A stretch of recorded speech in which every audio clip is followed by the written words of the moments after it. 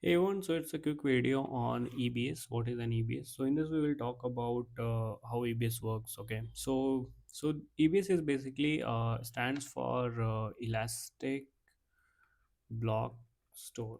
Okay, what does it mean? So it basically you can think EBS as a hard disk for your EC2 instance. Okay, so whatever data means it will be present into your EC2 instance, everything will get stored into this EBS volumes. Okay, so whenever you create an EC2 instance, so along with that one EBS volume gets created that you don't see, but it gets created automatically, and it gets attached with this EC2 instance, and then you can store all your data into this. Okay, and also like it's EBS is the persistent storage. Okay, that means even if your EC2 instance stops or it dies or terminates, so in that case your EBS volume remains as it is. Okay, after that you can attach that EBS to some EC2 instance, like one is there, two is there. Okay, so if EC2 1, it is attached one side EC2 1. So if this instance dies, something happens, then at that time you can attach this volume to the EC2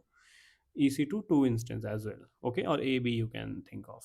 Okay, and also there are some types of volumes which you can attach to multiple EC2 instances.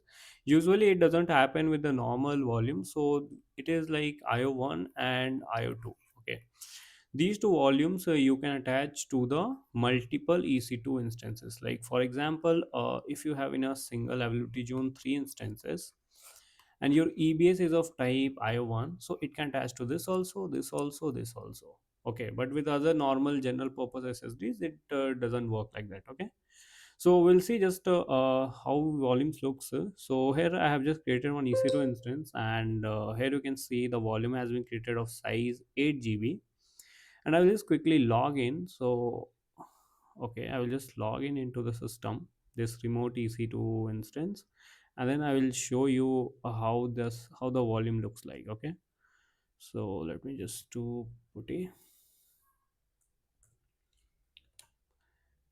and here I need to give the ppk file path.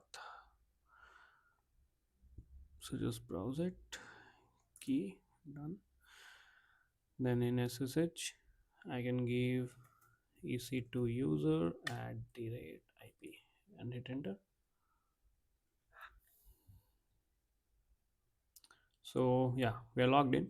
So now if you do here df-h, so here you will see one volume will be there of size 8 GB. So this mount point you can see. Okay, 8 GB.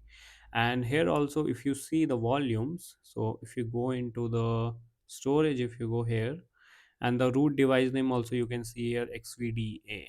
Okay, and what else we have, the size you can see volume as 8 GB.